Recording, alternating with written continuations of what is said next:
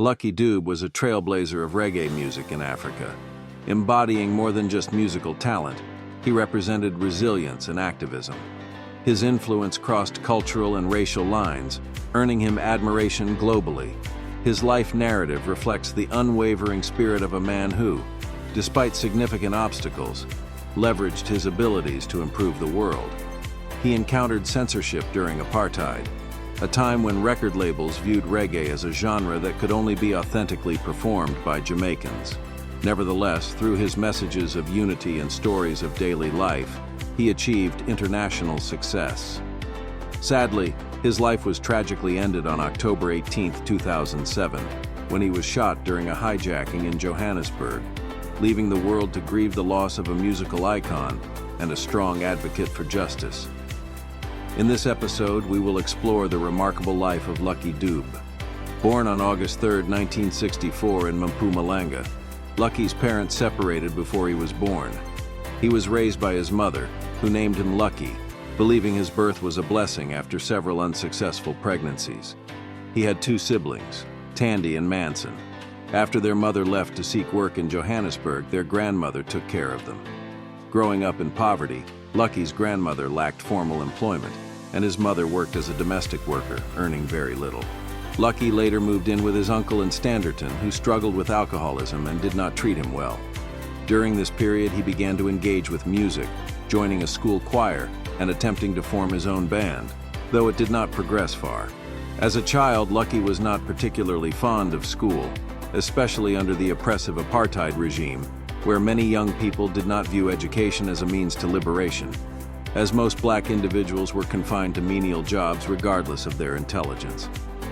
He often recounted in interviews the mistreatment he faced as a young black boy while doing gardening work for white families in the area.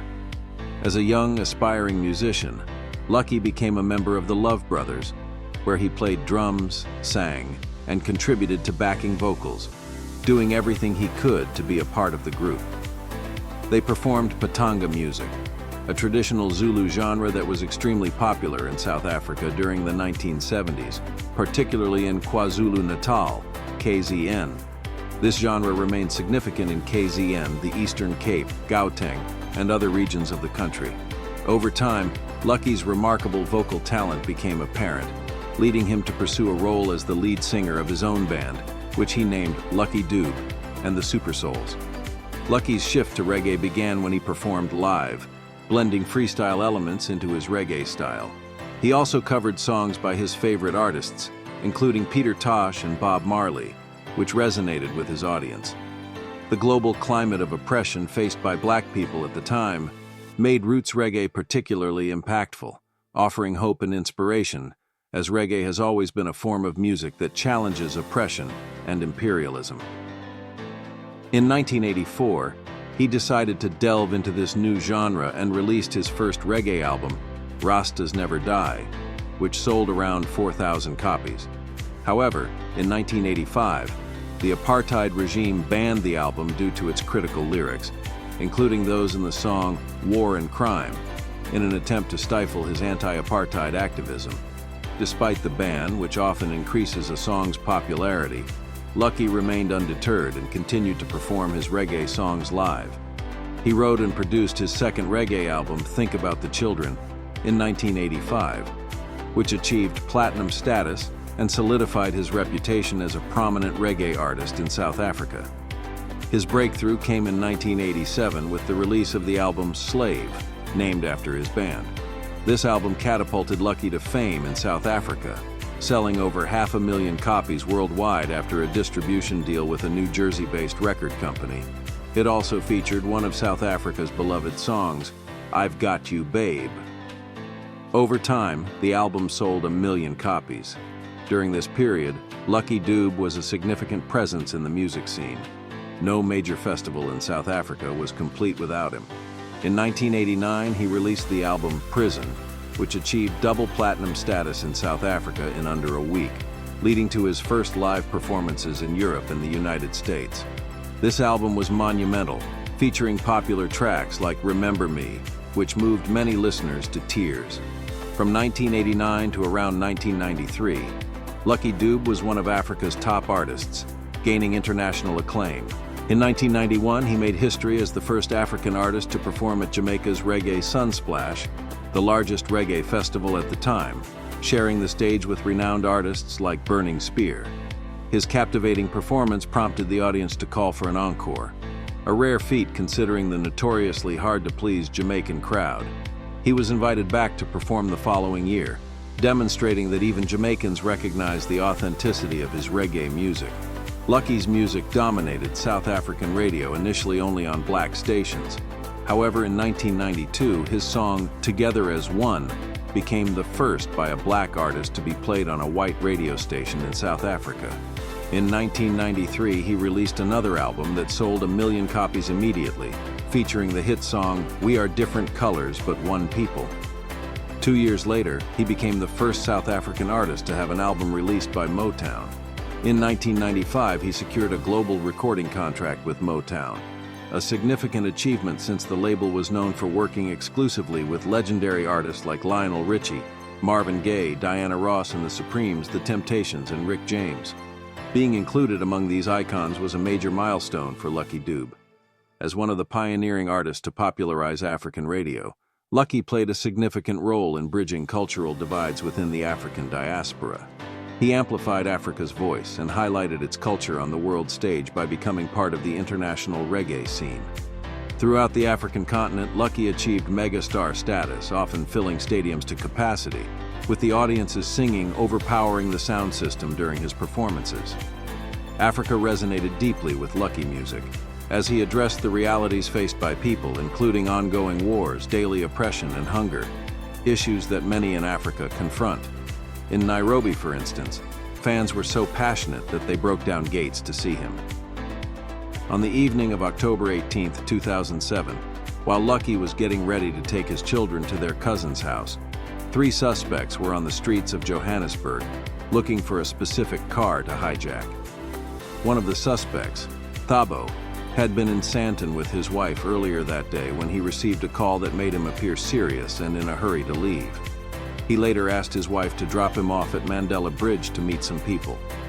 Shortly after, he was picked up by 3 men in a blue Polo Vivo that they had hijacked the previous day, leaving his own car with his wife. That evening, the group was on a mission to hijack a clean Chrysler 300C with keys, rather than stealing one. As Lucky drove to drop off his kids in Rosettenville, south of Johannesburg, he was in a pristine Chrysler 300C with personalized plates. The hijackers had been searching downtown Johannesburg for hours without success and decided to head to Rosettenville in search of a suitable vehicle. When Lucky arrived on Rosen Street in Rosettenville, the 4 suspects in the Polo Vivo spotted him as his children were getting out of the car, exchanging their last goodbyes before heading inside. Lucky paused for a moment to ensure his kids entered the house safely. The group was in a state of desperation. After a long search for the same car, they viewed this as their only chance to complete their mission. One member of the gang, suspected by the police to be armed, exited the Polo and rushed to Lucky's vehicle, where they approached him and brandished guns, demanding he get out. During the chaos, 2 shots were fired from the back seat, and the car traveled a short distance before crashing into a nearby tree.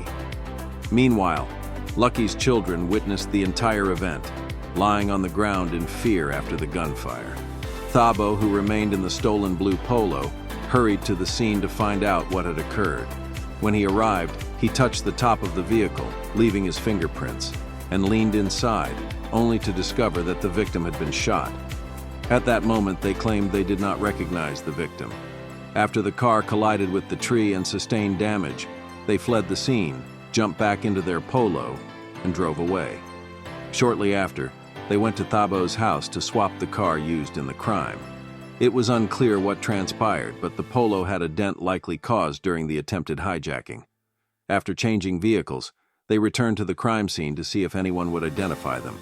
But no one noticed them as everyone was in shock over what had happened to Lucky. The area was filled with news reporters, police, emergency responders, and onlookers, and despite the quick response from emergency services, Lucky unfortunately succumbed to his injuries and was declared dead shortly after the attack. The following day, as Thabo's wife was preparing to go out with him, Thabo was fixated on the TV, watching breaking news. He realized the gravity of their actions and who the victim was, understanding they were in serious trouble. Thabo then admitted to his girlfriend that they were responsible for the incident. The police identified Thabo as a suspect, using his fingerprints found on the car. After searching his home, they didn't find him, but his wife was present. The police informed her that she could face charges for possessing the vehicle involved in the crime. Without hesitation, she began to share the entire story with the authorities. It didn't take long for the police to locate all 4 suspects. Shortly after their arrests, Thabo decided to cooperate with the authorities, becoming a state witness and revealing everything he knew. His testimony corroborated that of Lucky's son, who had witnessed the shooting that night. Lucky's death led to widespread mourning in South Africa and around the globe. During the court proceedings, the murderers attempted to escape while being transported. They were handcuffed and loaded into a prison transport truck 2 at a time. They managed to kick the doors open before the guard could unlock them, knocking him down. They tried to seize another guard's weapon, but another officer fired 2 warning shots, prompting them to surrender quickly. Ultimately, the judge sentenced all of them to life in prison, while Thabo was released for his assistance in solving the case.